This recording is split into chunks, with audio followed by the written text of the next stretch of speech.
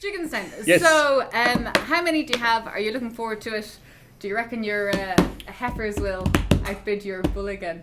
Did that happen last year? It happened last year, probably because, we tend to have more bulls. Like on average, we typically sell probably about 30 bulls and 20 heifers. The heifers are more prized by breeders generally, and the fact that this year the sale is that bit later, it's on the 28th of April. We're hoping that we'll have similar, A, very good turnout, and B, good prices. I don't worry too much about what the averages will be or whether the heifers outsell the bulls. As long as we get most of them sold, they're all sold without reserve, there's no messing. And we have built up, I think, over the last 20 years, a very good customer base. People coming to Gigginstown from down south in Munster, from the north, where in fact this year we're actually advertising in the north as well. And hopefully we'll have a good day, a dry day, a good day and a good sale. I know last year you said that. And lots of Hereford breeders converting to the... Well... Once you've tried black, you never go back. Pigs might fly, you never know. I know last year you said a lot Only if they're Herefords. A lot of Northern Irish readers have been good to you over the years. Word around is that buying from Northern Ireland has slowed down due to weakness of sterling, due to Brexit. Are you a bit worried about that? Not really. I don't worry too much about these things. We would certainly we're advertising in the north to try to encourage them to come down. There's no doubt that sterling, the weakness of sterling, is an issue this year. I don't think Brexit is much of an issue yet because it's still at least a year away. And the Gigginstown herd is well established in the north, so we would hope that we'd have more of the same repeat buyers. And is it the breeding people are coming from? I know you invested heavily, you'd say more than the average farmer in your breeding. Very heavily. So how much now are we talking for bulls in the beginning did you spend? Honestly, I can't remember. Yeah. But it was more expensive to fly them into Dublin than it was to actually buy them we bought them in Canada. We bought the original kind of herd, the heifers and the bulls mainly in Calgary in Canada. We supplemented that with some of the best genetics in Scotland, in Perth, but as the numbers have built up over the years, we try to supplement it now with the best of Irish. We still and are competitive. We go and buy probably once every year or two, either in the north or at the Perth sales. And we haven't done as much Canadian genetics in the last couple of years, although I'd like to go back there again, but maybe do more embryos than it's a bit expensive to be flying these ladies across the Atlantic. Just a wee bit. What about the Red Angus? Have you any affinity with them? I have no affinity with the Red Angus, although it is remarkable how popular they are.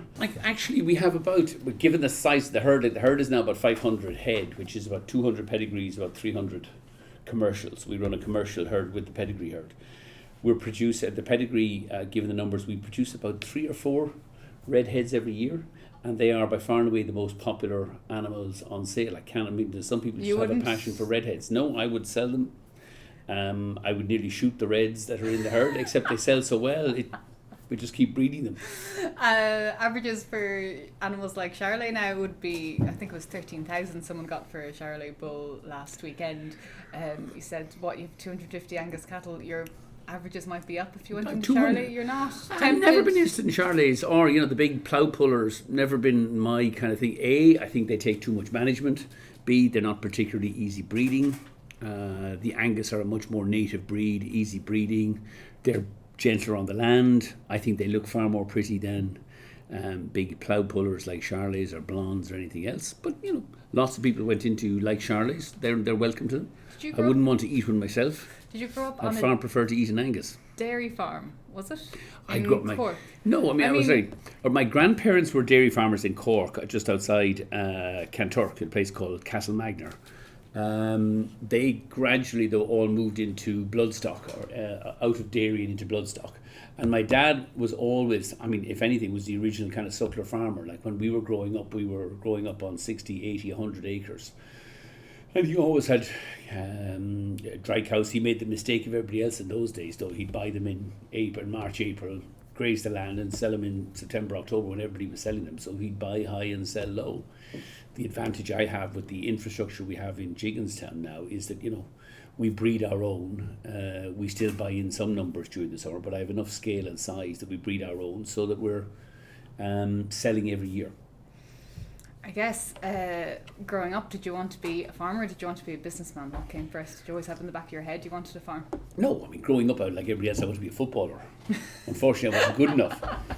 I never wanted to be a farmer. Like my brother was the farmer, always growing up. I think I always wanted to be doing nice, clean work. So I think I was always going to be involved in business. My dad was in business. I never wanted to be involved in a farm, but I always appreciated growing up in a farm. And if I ever made enough money, I wanted to live on a farm. I wanted to recreate that kind of upbringing for my kids because I enjoyed it. I thought it was a great way to grow, certainly to grow up, in and around animals, with breeding animals there, dogs, horses, we had goats, we had all sorts of a menagerie of animals. And my kids now enjoy the same kind of upbringing. Yeah, 4 kids, Yep. I think it is, if I'm right. Any young farmers in the mix there? Would you encourage them to take on farming? Would you encourage them to become farmers? I mean, we would encourage them to, I think, to become whatever it is they want to become. I wouldn't want to encourage them to be either become farmers or not. You know, they grew up on a farm, they each adopt a calf every year, they have a foal, they have dogs, but you know, if they're also engaged in rugby, soccer, GAA, golf, tennis, karate, they're doing everything. I would encourage them to do whatever it is they want to do. Age ranges? I mean, mine are, I'm 12, I have 4 kids, Okay. 12, 11 next week, 7 and 8 and 7. But you tell them they could make money out of farming. Could they? No, I think it's very important to be real. The only way to make money out of farming is have a big income stream from some other activity and then go farming. So if I cast you off on a desert island and you could only have horses or cattle, which one would make money?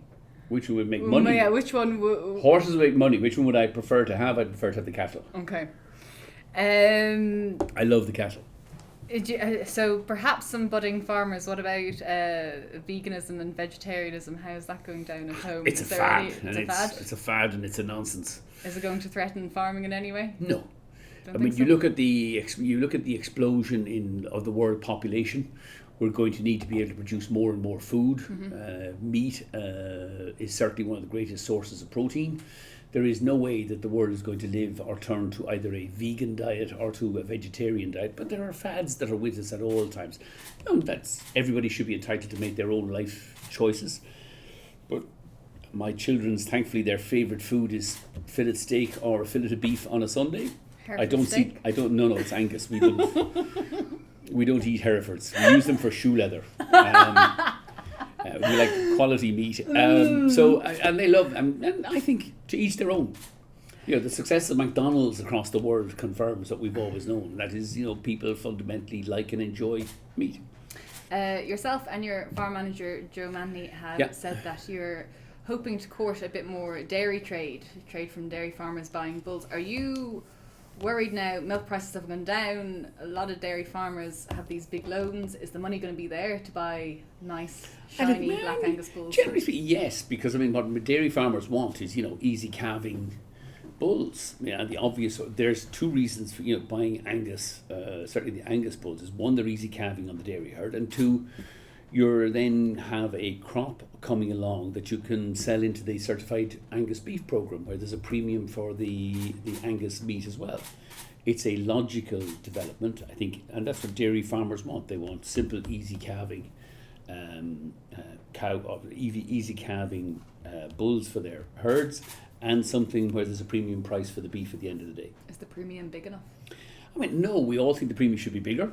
But I think the amount of marketing that has gone in behind Angus, I mean, if you go to the States, you know, nobody would dream of eating Hereford or anything substandard meat like that. It's all Angus. Charlie. And I think that's kind of, Charlie just put in burgers. And I think that's continuing. You know, even the extent to which you looked at the chains like Burger King are pushing Angus beef. I mean, the marketing behind Angus beef is growing all the time.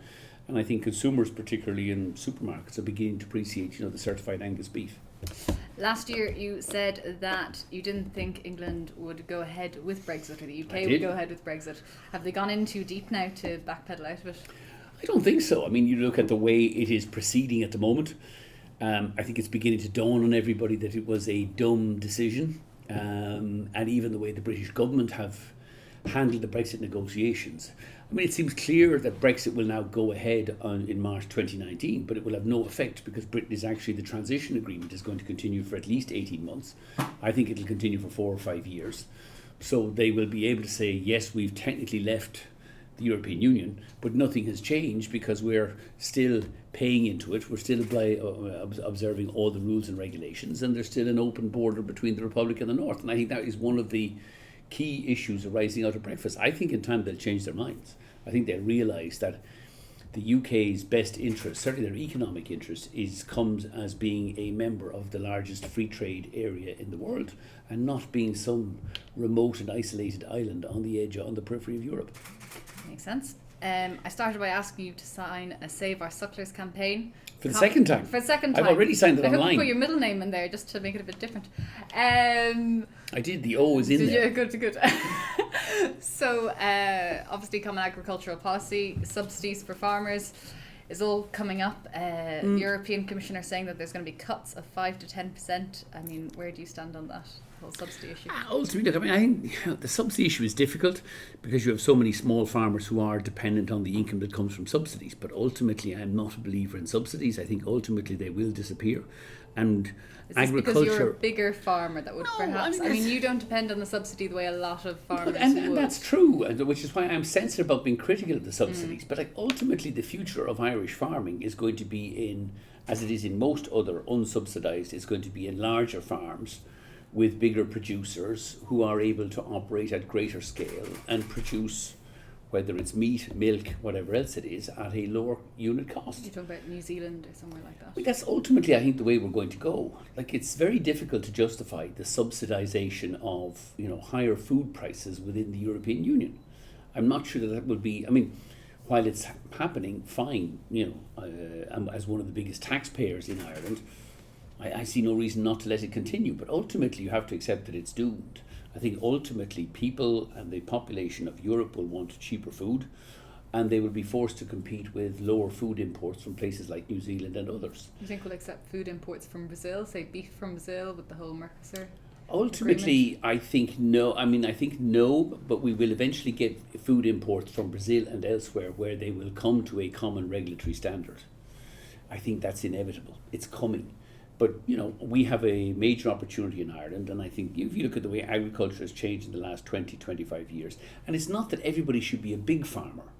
It shouldn't all be ranches of 500 acres, but people farming 20 acres and 30 acres who have no prospect of having an economic unit. I think we need more people. We need to create an opportunity where more people can amass 100 acres and actually have an economic unit. There will be less 20 acre, 30 acre farms in the next generation. There'll be less farmers because less people will want to farm.